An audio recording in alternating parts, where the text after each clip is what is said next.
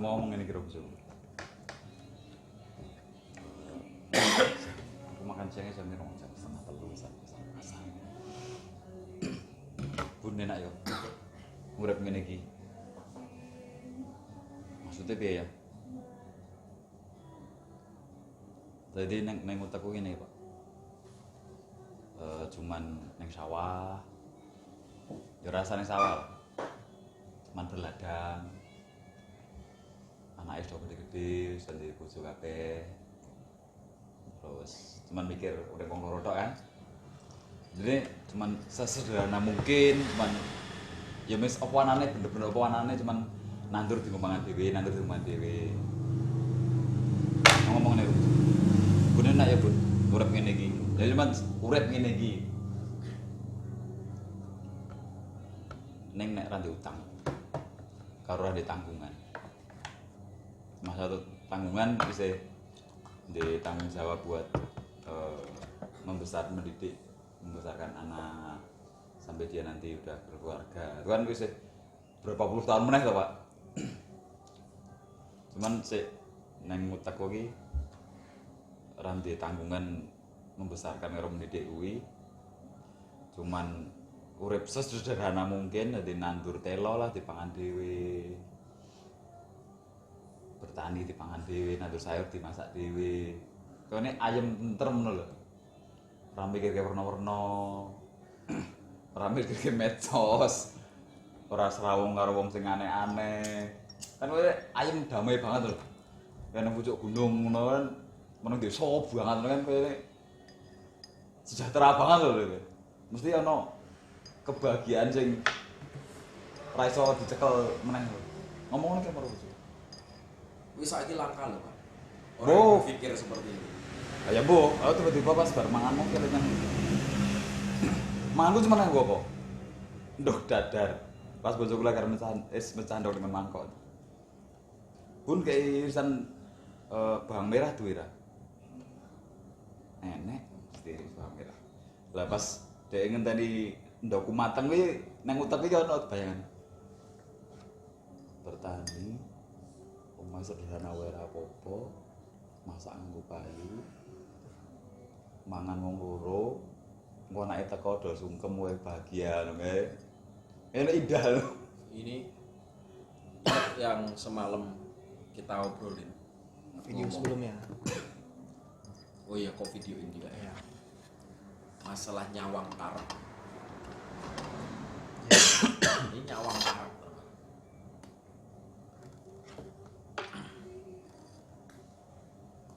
Mengidentifikasi keinginan. Lah nek saiki kan mikire isih kakan yang dipikir, kakan pasar nang utek iki. Mikir kae lah, mikir kuwi lah, mbok lelene ngentan banyu lah. Pakane regane mundhak, regane lele ora tambah mundhak. Bayar angsuran, bayar sekolah. Bahkan kuwi sing ada di depan mata yang harus dijalani sekarang loh. Itu kalau ketika kita menjalani hidup ini kan terbiasa pakai logika. Aku dhewe ngono, Pak. Logika mikirin duit, mikir masa depan, bayar utang. Masalah ini Gusti Allah nggak pernah nyuruh kita utang. Kita ngutang. Artinya kan berarti pusing untuk bagaimana kita membayar utang itu kan resiko dari keputusan kita sendiri. Jadi konsekuensi dari keputusan yang diambil. Yo cara dene kan aku wis ning zona nyamanku to, Pak. Mbok gawe kepenak. Nggone resik, iso kongkon wong, kaya nek iso mecat wong lah dhewe. Belum, Wak. Aku yang belum berkeluarga di sini. Jadi lanjut dulu. Enggak, aku menggarisbawahi yang dibilang karena itu jadi konsekuensi kita. Gaji lumayan. Kulit resik. Putih. Tapi ya ning nunggu tanggal gajian meneh, nunggu tanggal gajian meneh. Aku nggak tahu kapan Nono bisa ngomong ayah, bisa ngomong bunda, aja Pak. Karena aku terlalu sibuk dengan gawean ini makanya. Dan ini proses-proses rames nih kan aku pas kerja iso sebulan sekali prei pas dino minggu. Padahal bojoku prei dino minggu.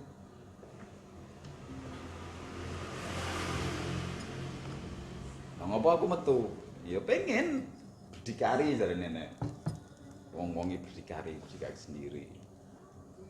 Berdiri di bawah Kaki di sendiri. atas kaki sendiri.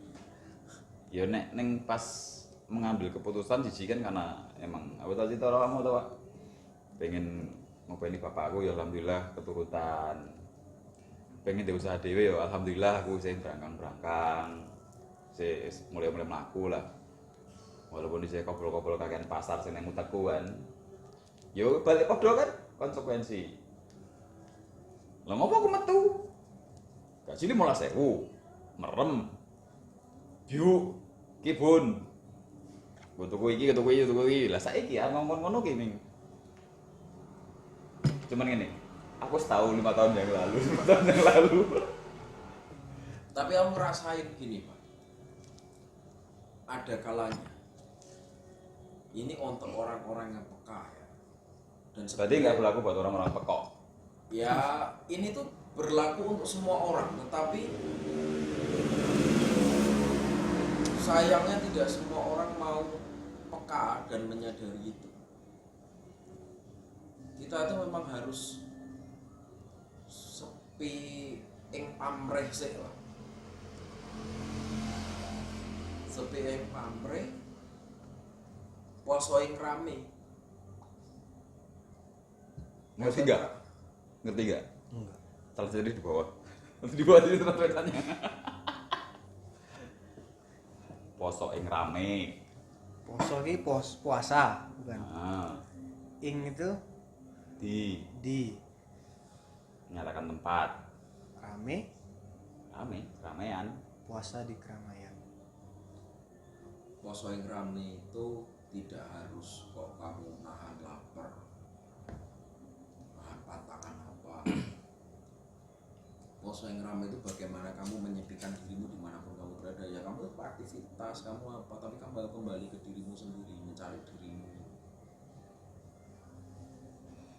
Dan itu mahal sekali dan berat sekali. Apalagi seping pamrih. Seping pamrih itu bukan sekedar kalau aku temenan sama Pak Dayat nggak pamrih, enggak. Bahkan ketika berdoa pun ya bukan jangan karena mau pamrih, tapi memang karena kita kebutuhan kita. Makanya aku doa itu tuh aku pakai untuk saranaku menghibur diri dan curhat. Tuh. Nah, nek Sama curhat itu Gusti saya. Allah. Saya menghibur diri. Nah, aku sih radong. Menghibur diri kenapa? Karena aku percayai Pak bahwa aku hidup ini ada yang mengatur skenario dan itu ada kekuatan maha dahsyat yang mengatur itu semua. Makanya aku menghibur diri dengan aku berdoa. Aku curhat sama Gusti Allah. Nah, aku nangkepnya itu malah bukan cara menghibur diri bahasanya, Pak. Bersyukur. Kalau bersyukur tuh otomatis. Ya, aku nangkepnya itu bersyukur. Tapi kalau aku kan menghibur diri dengan berdoa tuh kenapa? Oh iya, aku tuh nggak sendirian. Aku tuh harus menghibur diriku karena aku nggak sendirian. Aku harus pede.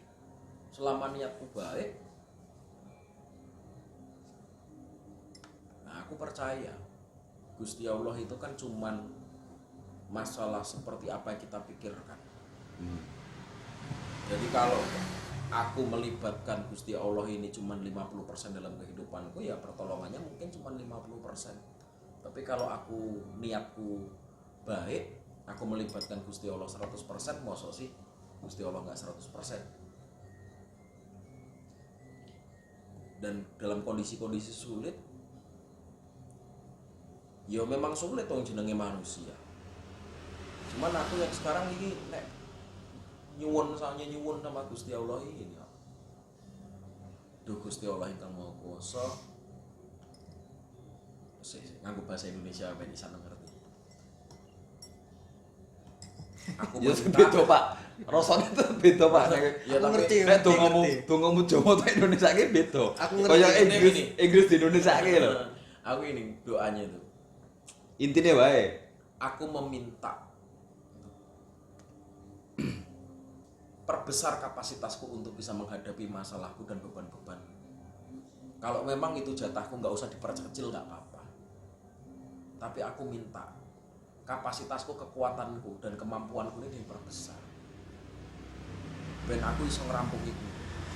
Soalnya nek masalahku yang diperkecil, kapan aku juga mau belajar menjadi lebih besar. Yo abot itu. Cuman ya aku percaya. Wis kadung percaya gitu. Nah, aku njaluk karo Gusti Allah Maha Kaya. Tak libatkan 100% dalam kehidupanku. Yang penting aku berusaha, selagi urusan Allah lah. Piye lah. Terserah. Dilalah iki lho, Pak. Ono Ilmu dilalah. Endilalah. Dilalah itu bahasa Indonesianya apa? Gak ada. Ada. Oh ada. Insya Jadi Allah. bahasa bukan insya Allah juga. Bahasa Jawa itu ada yang detail, tapi ada yang penuh makna. Maknanya banyak. Gitu. Contoh kalau bahasa. Katanya cuma satu tapi maknanya banyak gitu maksudnya. Oh. Jadi ada yang dia itu detail banget, ada yang kiasannya banyak. Contoh yang detail ya. Jatuh ke depan, nyungsep. Nyungsep. Jatuh ke belakang. Apa, Pak? glebak. Apalagi yang detail. Jatuh jongkok, Jatuh jongkok. depro. Depro. Lah kalau bahasa Indonesia kan jatuh ya jatuh kan. Ah, Berbagai posisinya bodo amat kan kalau bahasa Indonesia. Orang Jawa tanya lagi, tibone piye? Depro. Oh, depro. Tibone piye? Nyekakar, tau gak nyekakar? kangkang. Terkakang. Oh iya. Tapi ada juga yang Maknanya banyak. Kiasan-kiasan tadi. Contohnya apa? Yang dilalah tadi ya? Kita tuh kalau mau ngomongin masalah Jawa, Jawa ini filsafat. Jadi kalau mau ngomongin tentang arti kata-kata dalam bahasa Jawa, ilmu Jawa,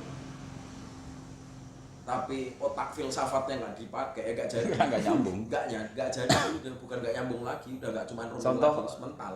dilalah itu dia. Dilalah tuh kalau bahasa Indonesianya aku mau coba mengartikan ya biar kamu jelas. Biar kamu ngerti. Iya, iya. Dilalah itu suatu hal yang datang secara kebetulan, yang asli itu sangat kamu harapkan, tapi kamu nggak punya kapasitas untuk melakukan itu. Oh, ngerti apa? Dilalah ya, dilalah. Contoh. Pas kamu nggak punya bensin, nggak punya uang, Ya, sementara kamu harus beli bensin buat berangkat kuliah, naik motor berarti aku. naik motor ya. Kamu udah mepet waktunya, udah mau telat, bingung, bensin gua habis, sama sekali nggak punya uang. Gimana kan mau berangkat kuliahnya? Dilalah, ada temen datang bayar utang, itu dilalah. Jadi kamu bisa beli bensin. Atau tiba-tiba Mak betunduk. Pak Dayat datang, San, Ayo mangkat bareng. ayo berangkat bareng. Atau San, titip motor ya, aku buru-buru nih. Boncengin aja ke depan, habis itu motorku kau pakai dulu. Jadi kebutuhanmu Terpenuhi. terpenuhi. Iya. Jadi Tiba-tiba. datang yang tak terduga, datang tiba-tiba. Itu yang dilalah tadi ya. Bahasa Indonesia nggak ada tapi itu ya. Ya, kamu telah sendiri bahasa Indonesia apa dilalah? Apa ya? Keberuntungan. Bisa ke keberuntungan, Tapi juga bisa ke belum kesialan. menjurus ya. Kok kesialan?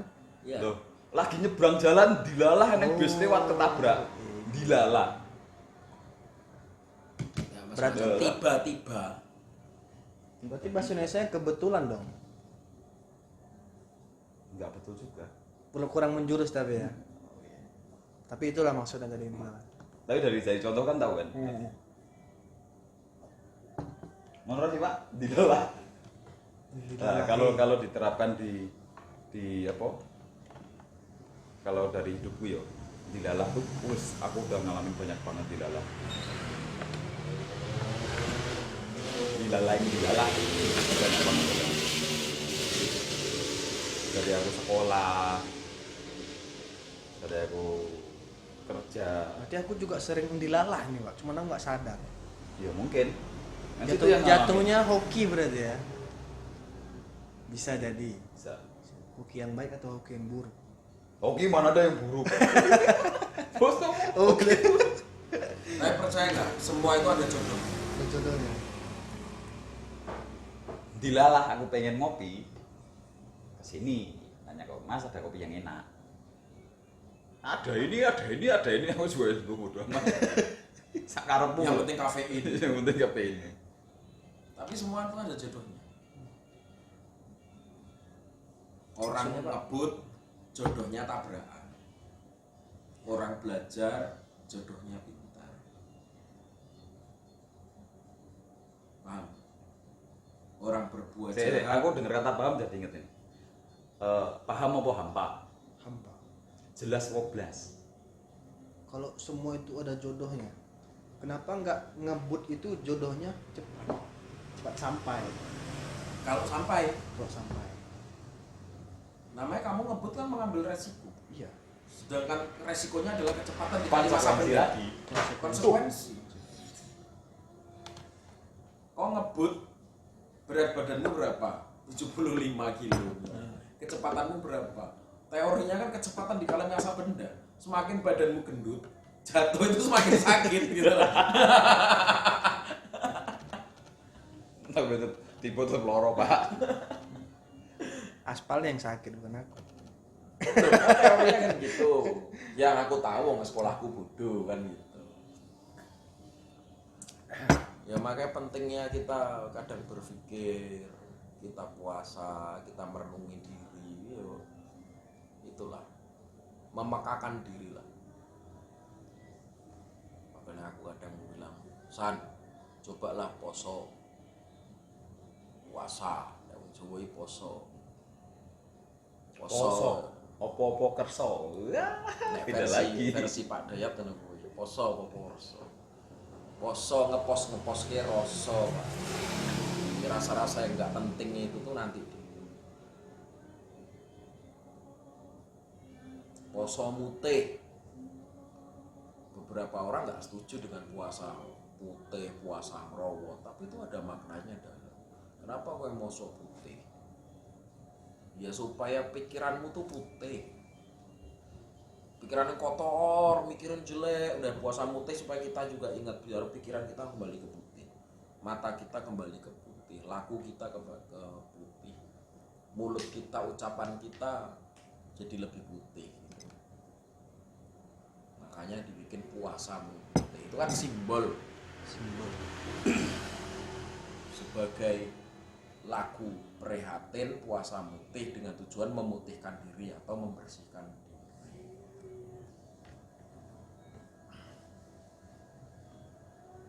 Ujung-ujungnya nek wis puasa putih membersihkan diri, kita kan juga harus mengenali diri sendiri. Jelas apa blas? Sejatine ingsun. Aku selalu bilang ke adik-adik dulu, teman-teman, ayolah kita ini muncullah aneh-aneh. Syarat mati itu gak harus sakit, syarat mati gak harus tua. Mau dibawa kemana? Wong utang yo kena, cuman ingat konsekuensi. Aku dewe yang ngalah. Seperti juga orang jatuh cinta itu boleh, tapi ingat konsekuensi. Patah hati bisa, bahagia bisa. Seperti juga orang utang, utangnya itu bisa untuk membuat dia lebih maju atau malah hancur. Tapi hancur tidaknya seseorang itu kan kembali lagi ke masalah rasa. Ke orang itu lagi. Misalnya Aku gini, tahu bahasa Londonnya. London. It's depend on you. It's depend on you. Bener Pak. Ati kau nengen.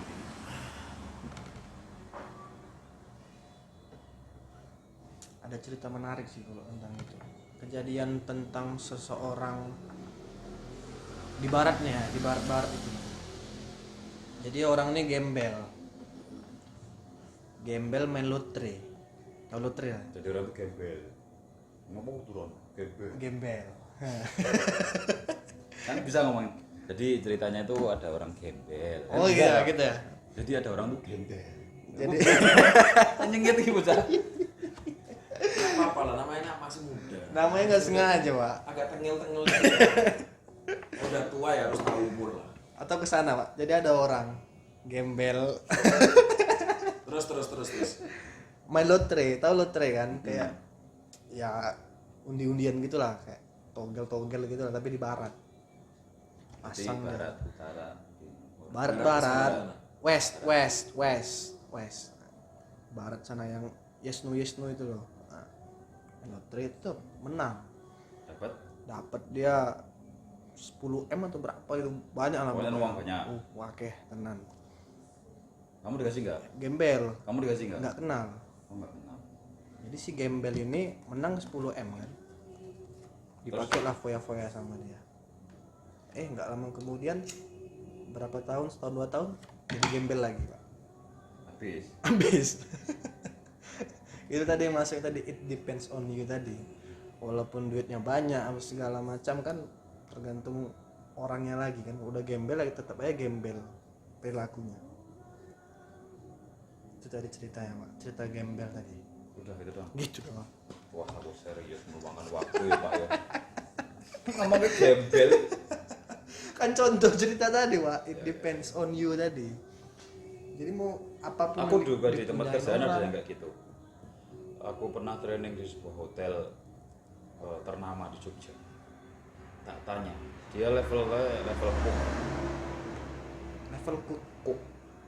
Jadi dia tuh cook. Pak udah lama Pak di sini Pak. Udah Mas. Udah berapa lama? Saya udah 23 tahun di sini. Masak terus Pak. Posisinya pertamanya steward waktu cuci piring. Steward. Habis itu saya dinaikin jadi helper. Habis jadi helper jadi cook. Sampai sekarang. Jadi 23 3 tahun. tahun. Wis nengon zona nyamannya dia. 23 tahun Pak. Udah dengkean gue. Kerjaannya kayak gitu terus.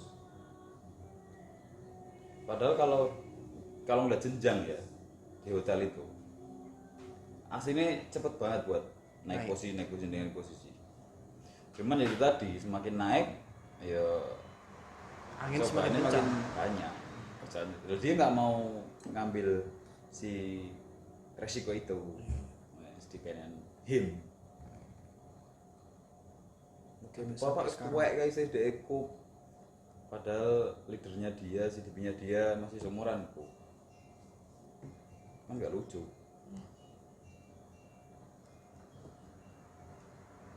Contoh Pak, kita It depends on him. Dia sampai sekarang masih jadi cook aja, Pak. nggak tahu sekarang masih ada. Tapi jangan salah, Bre. Maksudnya? Dia walaupun cook, kontrakan kos-kosannya dia ada 40 kamar. Wih. Aku tahu dari temen-temenku training. Jadi dia ngobrol sama ada rekan kerjanya dia. Pas gathering tuh dia naiknya Mercedes Benz. Nyalain bawa motor, dia naik mobil. Mercedes Benz. Tapi cook, tukang masak. Cook. Kalah ya sukses-suksesnya dia. Ya kan pilihannya dia. Iya. Sama kayak orang yang itu toh jihad pasang bom lah di badannya dia. Sama aja toh. Maksudnya? Maksudnya ya depend on him lagi toh. Mau dibawa kemana hidupnya dia. Mati tercerai-berai badannya mungkin itu tujuannya dia hidup. Itu. Nah aku tuh percaya gini Pak. Kita semua yang hidup itu bernapas pasti akan mati, dan itu nggak perlu dibuktikan oleh diriku karena semua orang pasti juga mengaminkan itu, mesti mati. Tumbuhan, hewan, manusia, Nunggu wayai. nunggu wayang. Wayai. Cuman aku juga bagiku loh ini ya, tapi tiap orang monggo beda-beda ya. Kita ini kan dikasih kehendak bebas nih sama Gusti Allah. Karep-karepmu. Karep-karep. Takdir baik dan buruk itu di tangan Allah. Usaha di tangan manusia. Jadi kita ini cuma berusaha mau ngambil jalan yang mana. Nah, ini yang membedakan kita sama hewan. Kalau hewan ini kan dikasih itu insting. Jadi mereka tuh berpikir itu lewat insting. Sedangkan manusia ini dikasih akal budi. Itu yang membedakan manusia sama hewan. Makanya manusia itu makhluk yang istimewa. Jadi kalau kita itu manusia pakai akal budi, harusnya kan juga pakai ilmu rasa. Aku ngerti dicubit itu sakit, ya aku jangan nyubit kalau aku nggak mau dicubit. Aku tahu fitnah Pak Dayat iki rasane, difitnah Pak Dayat iki rasane nggak enak, ya aku jangan fitnah Pak Dayat atau orang lain. Aku ngerti aku diperangi iki ra enak, ya aku nggak perlu memerangi orang lain. Tapi kan orang ini masing-masing ya, kepentingan masing-masing itu nggak tahu. Cuman kalau aku lagi ya, monggo kalau yang lain. Ini aku selalu berpikir hidupku itu mau ku bawa kemana. Yang endingnya ya aku harus kembali ke sejatinya ingsun ini mau. Aku harus kembali kepada diriku. Bukan aku menjadi Dayat, aku menjadi Ihsan, aku menjadi apa, enggak. Karena aku diciptakan seperti ini, jadi anaknya siapa, suku apa, dan bagaimana itu perintahnya Gusti Allah. Udah dikasih visi sendiri. Begitu juga Pak Dayat, Ihsan, dan yang lain. Terus ada visinya masing-masing. Kayak main sinetron lah, ada tokoh antagonisnya, ada tokoh yang baiknya, ada apa ya. Kamu mau jadi peran yang mana dalam penyeimbang kehidupan ini? Itu pilihan di tangan masing-masing. Nah, untuk kayak gitu aku ya mikir yo kudu piye urip kuwi. Makanya aku sinau gitu loh. Semua itu nganggo rasa, ilmu rasa. Urip Golek arep kawruh. arep tok leboni kopi, arep tok leboni teh, arep tok leboni teh hijau. Berarti kan kita harus kembali ke sejatinya ingsun. Kembali ke sejatinya diri kita sendiri. Abang ke sejatinya abang, Wak ke sejatinya Wak berarti kan. Kembali kan berarti kita sempat melenceng berarti kan. Terus kita kembali lagi. Nah, cara kita tahu kita tuh kayak mana tuh piye gitu loh maksudnya. Ini tuh kita gitu. Kita kayak mana itu piye? Itulah maksudnya, Pak. Ya ngerti Mas. Kalau kita nggak tahu kayak mana kita tuh sebenarnya kan macam mana kita mau cara balik buat kembali ke diri kita itu gimana kan gitu.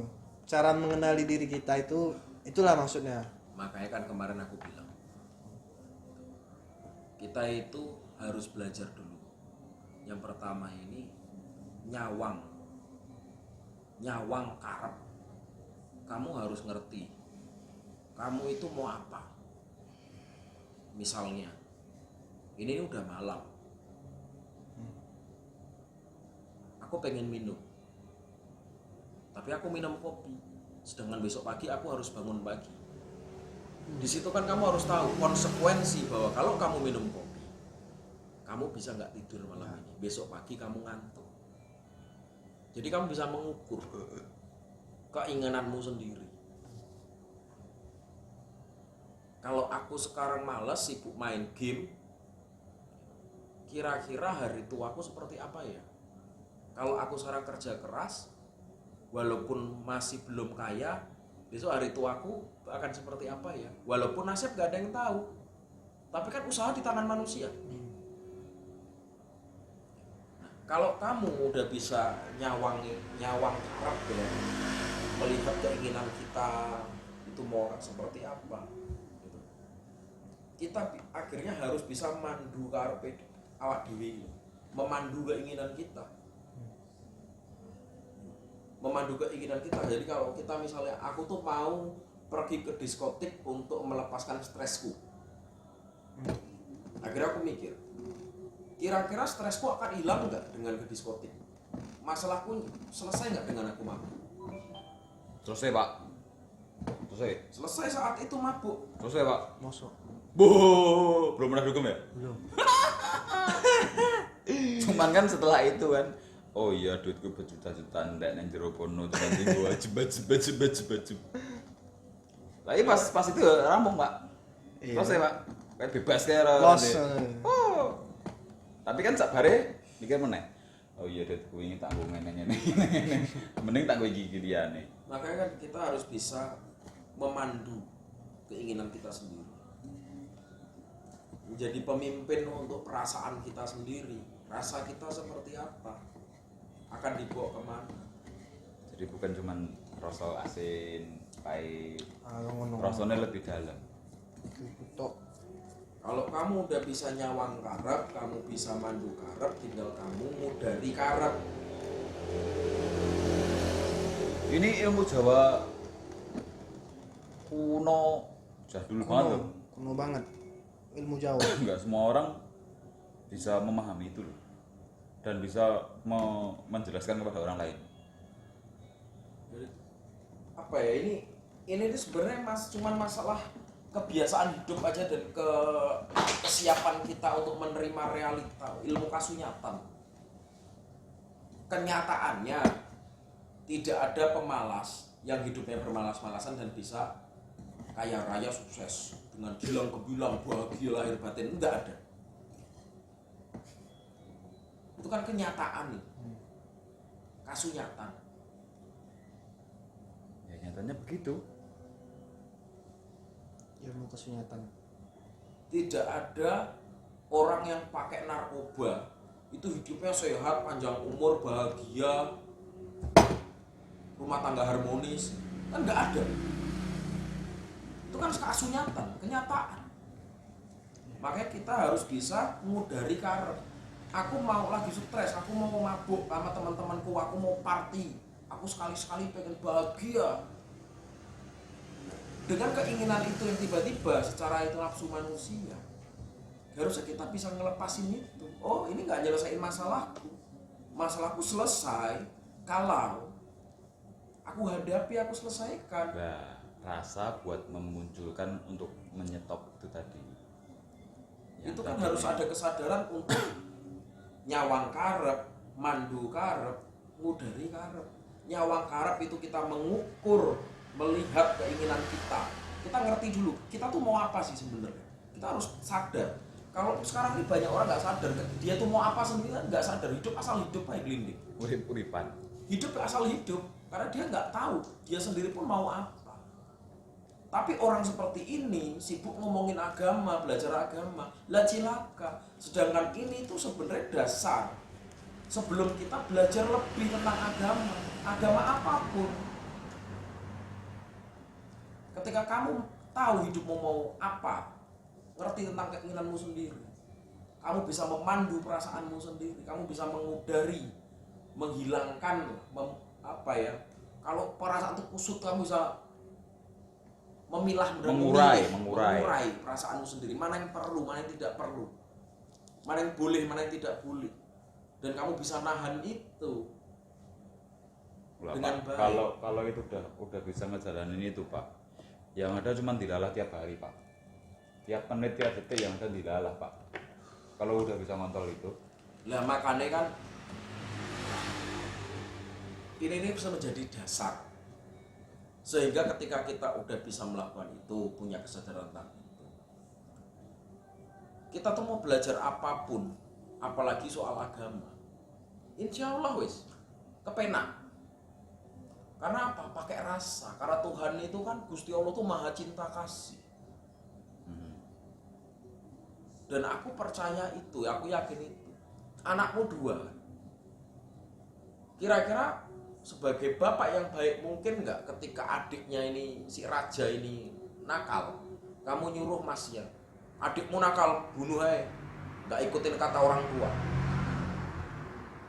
Dia tuh ngelawan terus kata bapak, bunuh adikmu. Sedangkan itu anakmu.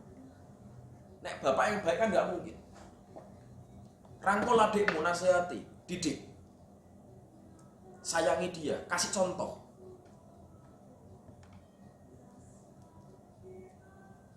harap tanya Pak sedikit.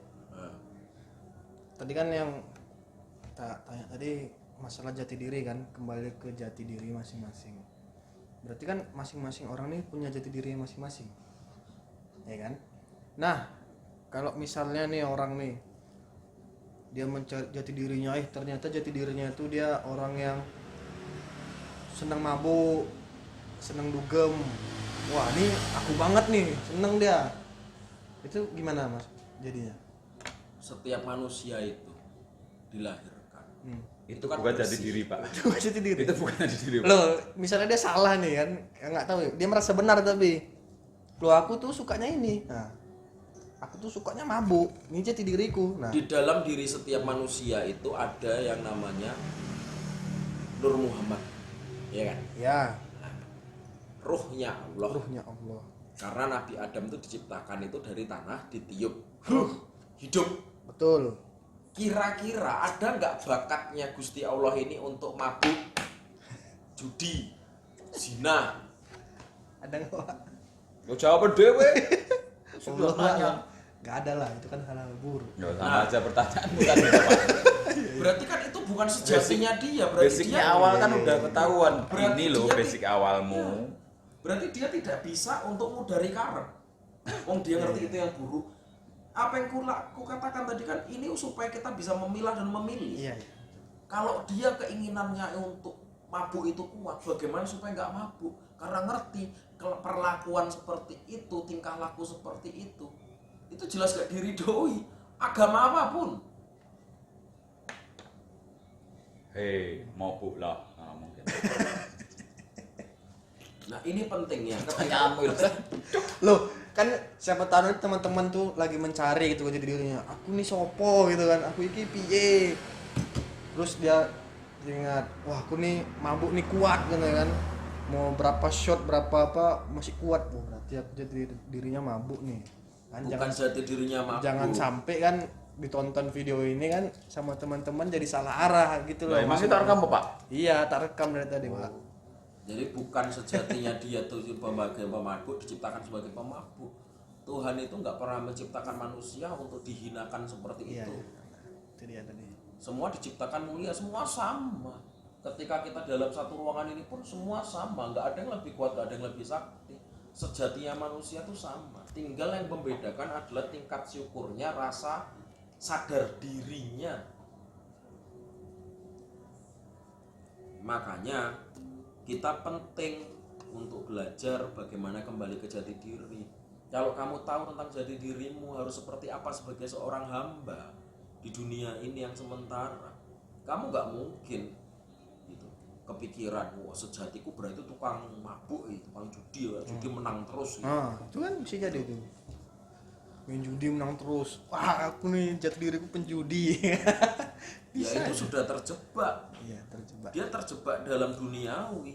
Jadi nggak usah ngomongin agama, nggak usah ngomongin masalah batin, kebatinan dan masalah perasaan.